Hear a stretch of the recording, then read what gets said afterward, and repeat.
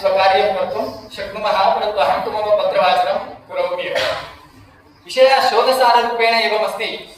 भारतीय ज्ञानपरम्परायां सामवेदीय शिक्षाग्रन्थानां विशिष्टं स्थानं वर्तते। एते शिक्षाग्रन्थाः न केवलं स्वरवर्णोच्चारणविषयान् उपस्तौति, अपरं तत्र कानिचन अन्य विषयाः अपि सामशिक्षायां वर्तन्ते।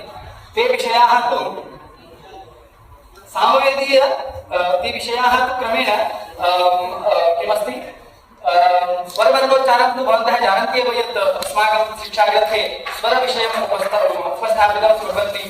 तथा अन्ये कानिचन विषयाः सन्ति, यथा येषां शिक्षा अस्माकं ये शिक्षाग्रन्थाः सन्ति तेषु कानिचन अन्ये विषयाः अपि सन्ति।